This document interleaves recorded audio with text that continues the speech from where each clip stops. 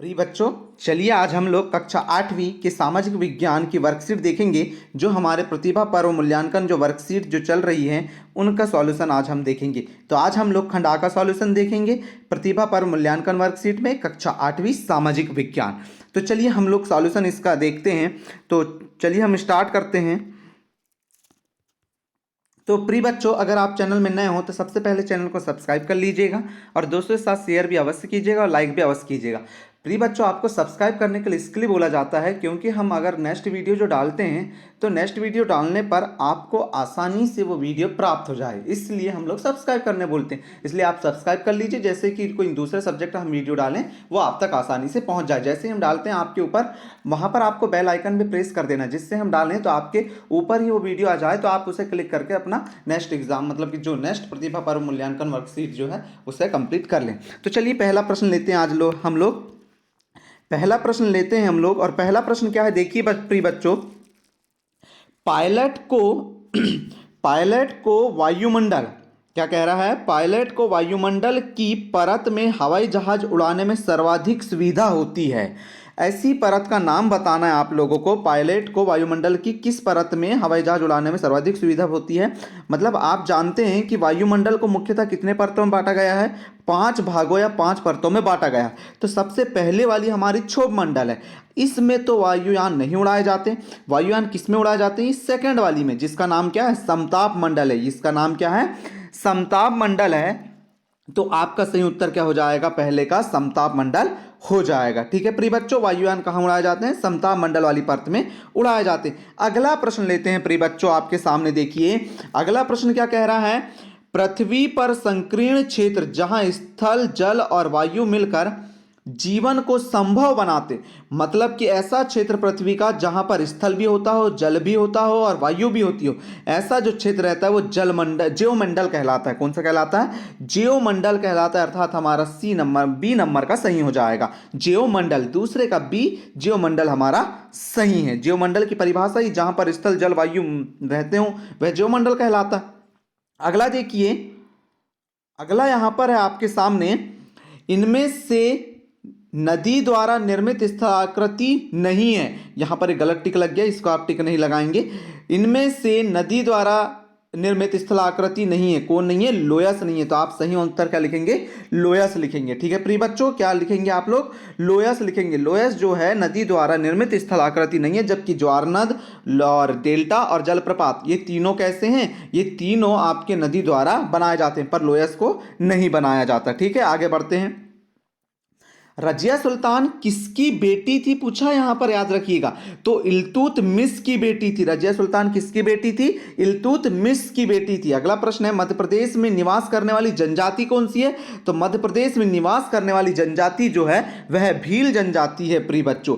आगे देखिए, यहां पर अगला प्रश्न है आपके सामने, जन कल्याण से संबंधित सूचनाओं को जनता तक पहुंचाने के लिए किस प्रकार के विज्ञापन का उपयोग किया जाता है। रक्तदान का, स्कूल चले अभियान का, स्वच्छ भारत अभियान का, या उपरोक्त सभी। तो इस जल कल्याण से संबंधित सूचनाओं को जनता तक पहुंचाने के लिए जो विज्ञापन हैं वह सभी प्रकार के विज्ञापनों का उपयोग किया जाता है, इसके लिए उपरोक्त सभी हमारा उत्तर हो जाएगा। सातवां है, जहां एक साथ कई तरह की दुकानें होती है उस बाजार को क्या कहते हैं। उस बाजार को हम लोग कहते हैं शॉपिंग कॉम्प्लेक्स कहते हैं। जहां एक साथ बहुत सारी दुकानें होती हैं उन्हें हम क्या कहते हैं, शॉपिंग कॉम्प्लेक्स कहते हैं। आगे बढ़ते हैं, आगे है, दौलताबाद को राजधानी किसके द्वारा बनाया गया था। दौलताबाद को राजधानी मोहम्मद बिन तुगलक के द्वारा बनाया गया था। तो हमारा उत्तर क्या हो जाएगा, मोहम्मद तुगलक या मोहम्मद बिन तुगलक। आगे बढ़ते हैं और आगे अगला प्रश्न है हमारा, यहां पर आगे अगला प्रश्न क्या है, स्लेट व संगमरमर किस प्रकार की सेल के उदाहरण है। स्लेट और संगमरमर जो है वह किस प्रकार की सेल के उदाहरण है।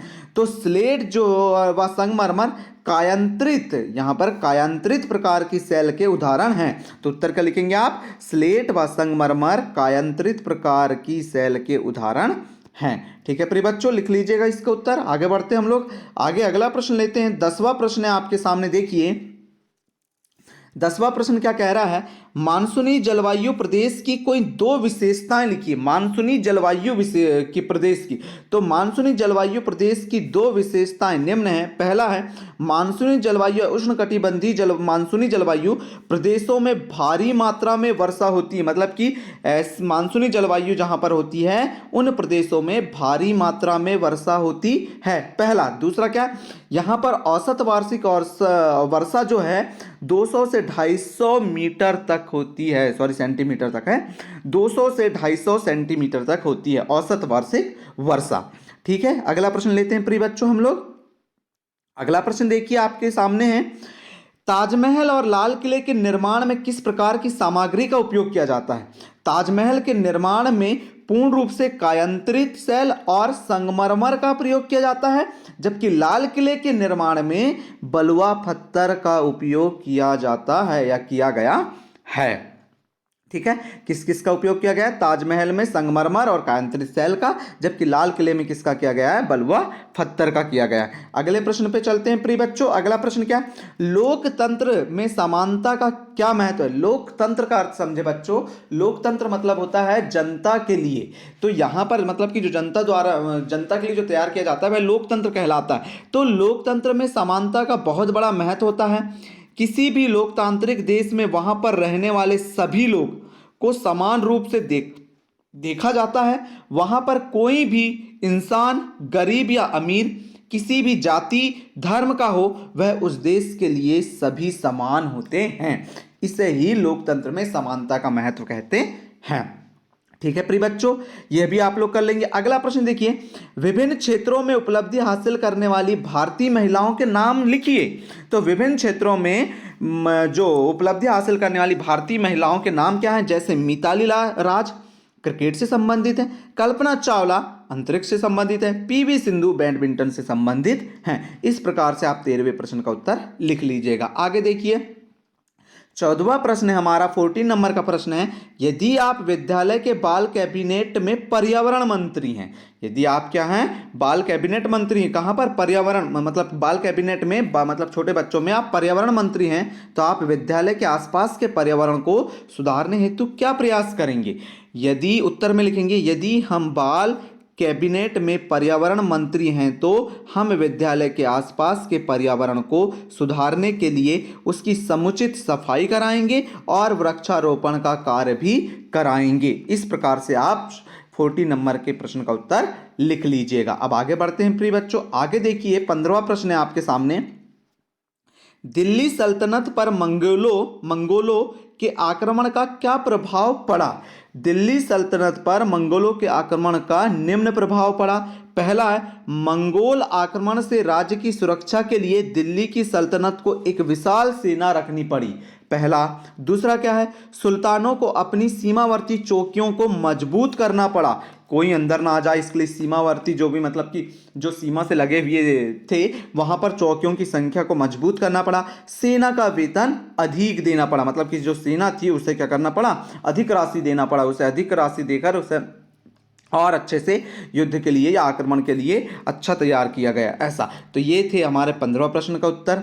अब आगे चलते हैं हम लोग, 16वां प्रश्न है। 16वां प्रश्न देखिए क्या है, ऑनलाइन बाजार की प्रमुख विशेषताएं लिखिए। ऑनलाइन बाजार की प्रमुख विशेषताएं लिखना है, तो ऑनलाइन बाजार की प्रमुख विशेषताएं निम्न है। पहला, ऑनलाइन बाजार के कारण वस्तु को क्रय या बेचने में अधिक सुविधा मिली है। दूसरा, ऑनलाइन बाजार से वस्तु को आसानी से मतलब कि ऑनलाइन बाजार से वस्तु आसानी से प्राप्त होती हैं।